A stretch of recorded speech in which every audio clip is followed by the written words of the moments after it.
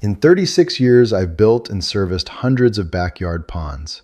Not once did I tell a customer that their water change runoff was the best free fertilizer on the property. Not once did I mention that a modest pond could produce real protein for the table year after year, or that the floating plants they were fighting, the muck they were hauling out, the nitrogen bloom turning their water green, the system wasn't failing them, it was trying to work for them. I just never framed it that way, because that conversation doesn't sell anything.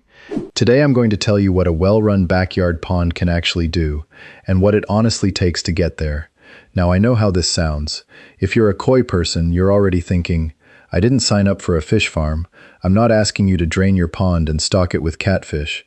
What I am saying is that most backyard ponds, probably including yours, are leaving real value on the table every single week. I know that because I spent 36 years benefiting from that gap. 3 things in this video, in order. Your pond water to the vegetable garden, 0 cost, you can start this week.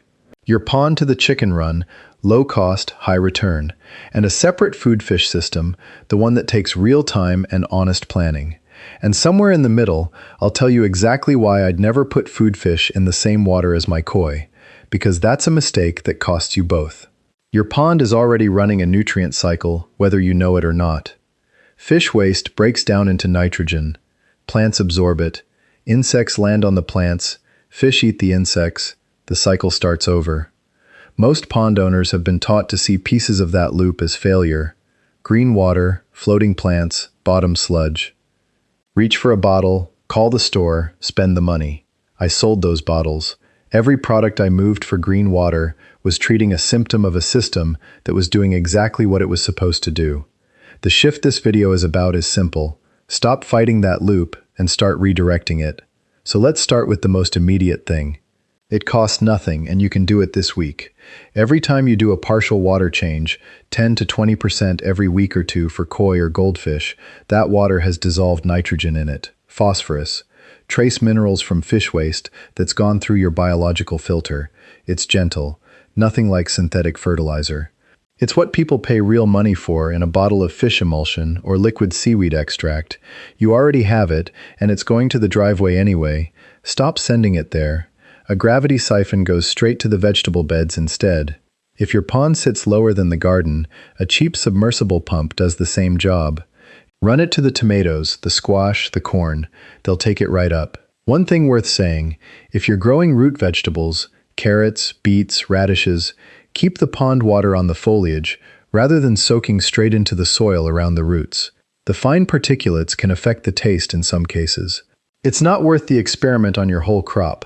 This won't replace compost. What it will do is give your vegetable beds a free, gentle nutrient boost from water you were already changing. The real reason a healthy pond stays healthy is regular partial water changes and good plant coverage. The water going to your garden is a side benefit I genuinely never mentioned across the counter. Nothing to charge for. Now if you keep chickens, your pond has been ignoring them too. Most ornamental pond owners know duckweed.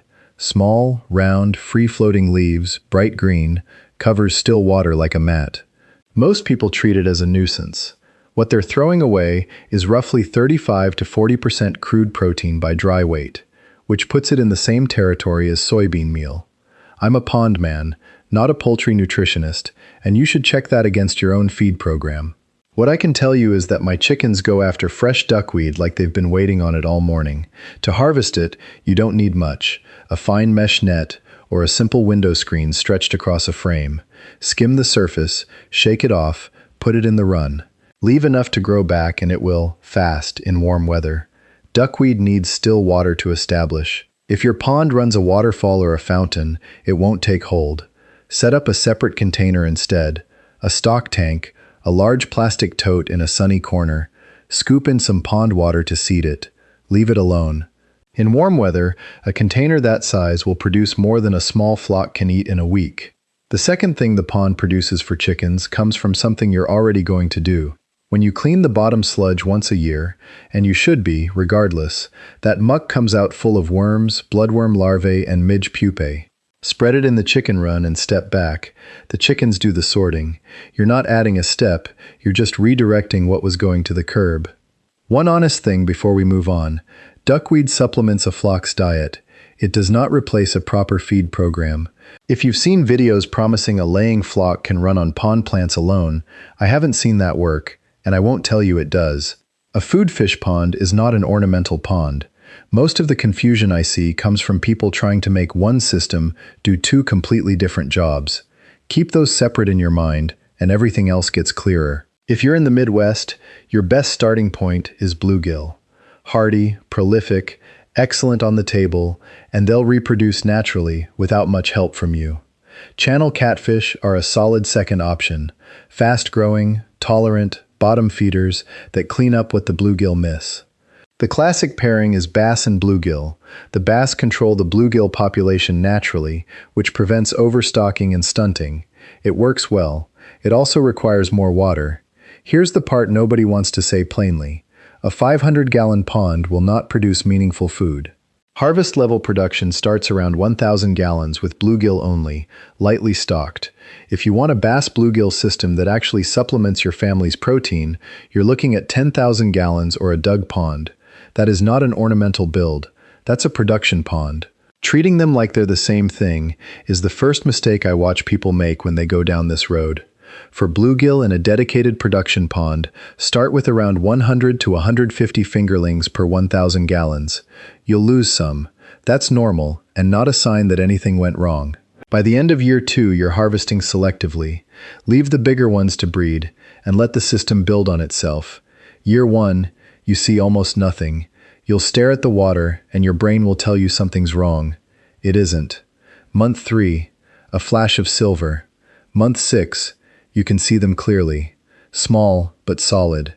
End of year 2, maybe into year 3, that's your first real harvest. The patience isn't optional. It's the actual skill the system requires. Before we go any further, I need to say something clearly. Because I've seen the version of this that goes wrong, and it goes wrong fast. Do not put food fish in the same water as your ornamental fish. Not temporarily, not to try it out, not in a pinch. This is not a disclaimer. It is a hard rule with real consequences behind it.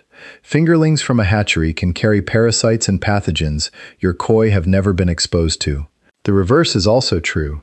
Your ornamental pond has its own biology, built up over years, stable, familiar to the fish living in it. The moment you introduce an unknown population into that system, both groups are at risk, and you won't know it until fish start dying. Here's where it gets worse. The standard treatment options for sick koi, salt, copper sulfate, potassium permanganate, are not appropriate for food fish. When a mixed pond gets sick, and fish ponds do get sick, there is no clean treatment path. You'll call the pond store, you'll watch a video, you'll get 3 different answers. While you're sorting that out, fish will die. Disease treatment is not my lane. That's an aquatic vet's job. But I can tell you what the situation looks like before it starts, and that's what I'm telling you now. One more thing. If your ornamental pond has ever been treated with a copper-based algicide, a chemical clarifier, or most standard pond treatments, and most have, because I sold them to thousands of people over 36 years, that water has a treatment history. I wouldn't eat a fish raised in my own koi pond. I'm not going to tell you to eat one from yours. Last practical note. In many states, stocking a pond with fish requires purchase from a licensed hatchery and may require a permit. Check your state's DNR website before you buy anything. 10 minutes now saves a real headache later. The whole system I've been describing, the fish load that keeps water clean enough to use in the garden, the plant coverage, the partial water change schedule that feeds the whole loop, all of that is in the playbook, with every amount already worked out for your pond size, from 500 up to 5,000 gallons. $27. Link is in the description. Here's what this whole video comes down to. The pond was producing all along. The nitrogen you were buying bottles to fight is fertilizer. The floating plants you were netting out are chicken feed. The muck you were hauling to the curb is full of worms your chickens would sort through in a single morning. The store model, my store model, required you to see all of that as a problem to treat. It wasn't. It was a production loop waiting to be redirected. So here's what to actually do. This week, redirect your next water change to the vegetable beds, gravity siphon if your pond sits higher, a cheap submersible pump if it doesn't. Start with the tomatoes.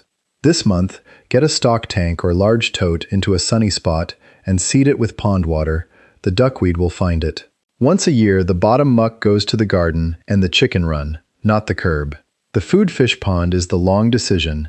Make it honestly, with your space and your patience in front of you. Don't rush it. It earns nothing if you go in expecting results on your schedule instead of the fishes. You don't have to build all three. The water to garden step alone is worth the time you spent here. It's free, it's available to you right now, and once you see it working, the rest starts to make sense on its own timeline. You didn't do anything wrong by not knowing this sooner. Nobody behind that counter was going to tell you. The store I ran for 36 years was built on your pond being a management problem. A pond that's clean enough to put on vegetables, growing duckweed for the flock, producing fish for the table. That pond doesn't spend money at a store. Which is exactly why I never drew you that diagram. The fish load numbers that keep your ornamental water balanced and clean enough to actually use in the garden, the plant coverage and the water change schedule, that ties the whole loop together. It's all in the playbook. The amounts already worked out from 500 up to 5,000 gallons. $27, the link's in the description. I'm Walt. I spent 36 years selling you the maintenance. I'm spending whatever comes next telling you what you could have skipped. I'll see you at the next one. If you want to go deeper on keeping ornamental pond water genuinely clean without chemicals or a filter upgrade, that's the next video. Fish alive, money in your pocket.